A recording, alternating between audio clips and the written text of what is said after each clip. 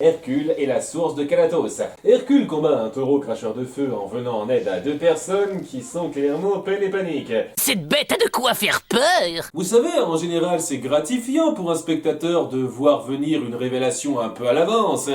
Mais bizarrement, ça me le fait pas, là. On apprend que le fer fait ricocher les flammes maintenant, et la bête est vaincue, libre de faire ce qu'elle veut aux personnes alentours une fois rétablie.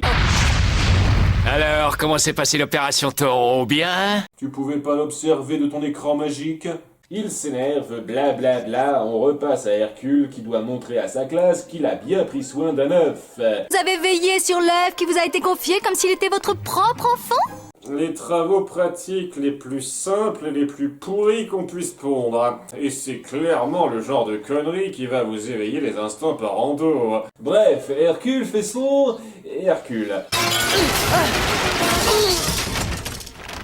Tête. Oh, il est en un seul morceau. Je ne peux pas en dire autant du mobilier. Bien, Rien de grave, c'est pas comme si t'avais amené ton animal en classe. Là, je me serais fâché toute rouge. Et Cassandre montre le respect qu'il se doit envers la chose. quoi? L'apogée de cet épisode. Ça ne va que dégringoler à partir de là. Dommage qu'on ne puisse pas revenir à l'époque où Hercule était un bébé. Lorsqu'on se tapait la honte de se faire battre par un marmot de 6 mois, les moires qui passaient par là décident comme ça de leur parler de la source de Thanatos qui a le pouvoir de rajeunir à l'état de bébé. Cette source est au fin fond du tréfonds des marais de Stymphale. Vous êtes encore plus facilement loquace que dans le film. Tu aurais peut-être pu leur dire que personne n'était jamais revenu de cette région funèbre. Faut dire aussi que personne n'y est entré. Enfin, ça doit sans doute être ça, parce que même si on les voit se faire repérer et tabasser, ils en reviennent plus tard sans que ça leur ait posé de réels problèmes apparents. Bah des ailes, mais oui, tu vas y arriver. Et n'oublie pas de ne jamais voler trop près du soleil, fiston. Ne fais pas comme moi, parce que ça m'est déjà arrivé de voler trop près du soleil. Vous le saviez? Tu n'étais pas censé manger ton œuf, mais apprendre à son contact à devenir quelqu'un de responsable. Tu penses sincèrement ce que tu viens de dire? Comme si quelque chose comme ça pouvait... Mais tout devient clair. En faisant gaffe à ce que tu ne te casses pas, j'ai compris ce que ça signifiait d'être responsable de quelqu'un. Merci, œuf, tu as changé ma vie à jamais. Je sais prendre soin de quelqu'un. Enfin, de quelqu'un que j'aime beaucoup. Ah, quelqu'un comme moi. Y a moyen de le faire cuire à la poêle, lui aussi. Tu n'es qu'une omelette. Mais à chaque omelette, sa femmelette. Attendez,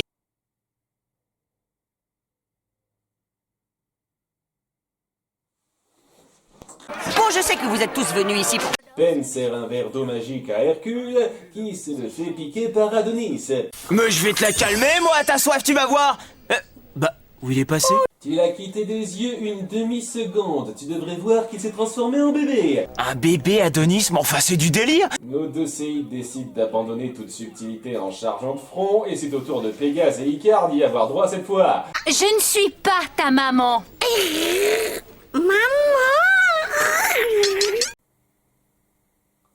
Excusez-moi, il faut que j'aille vomir une seconde. Pas besoin d'une vision pour voir qu'on est dans de sales langes. Et enfin, notre héros n'y coupe pas. Ce n'est pas en train de se passer. Ce n'est qu'un cauchemar. Je suis en train de me dire la même chose, Cassandre. Étant donné qu'on partage le même désarroi, je ne vais pas trop te tenir rigueur de ne pas appeler les dieux à l'aide tout de suite, parce que je suis plutôt sûr que cette situation intéresserait Zeus ou Héra. Et je peux savoir ce que sont en train de foutre peine et panique pendant qu'elles s'occupent d'eux. Ils se marrent bêtement et passent pour des bourriques. Que pouvais-je espérer d'autre? Les bébés arrivent même à mettre la main sur le pistolet à eau, et c'est maintenant Peine qui y a droit. Donc voilà l'intrigue de cet épisode, nos personnages version bébé. Je parie que vous êtes autant excités que moi.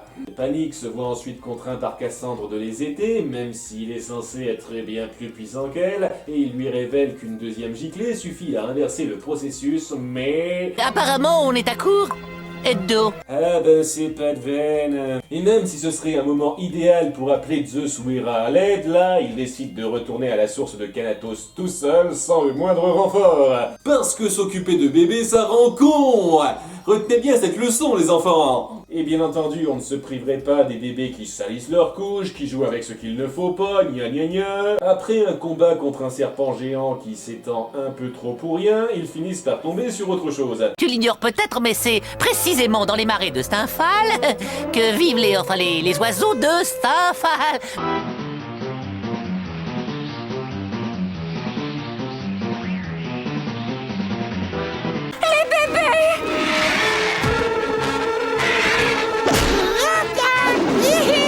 À nouveau, peine et panique, vous comptiez vous en prendre à lui comment à partir de là? Cassandre se fait capturer pour servir de bec-taille, mais au coup du sort... Cet oiseau aurait pas des gènes en commun avec Hercule. Bon, très rapidement, elle sauve l'œuf géant, les oiseaux l'amènent à la source où nos personnages finissent par redevenir adultes et où les couches se réajustent à leur taille. L'eau magique leur donne des couches en rajeunissant, mais ne leur rend pas leurs slips normaux dans l'autre sens. 2 mots. Ridicule.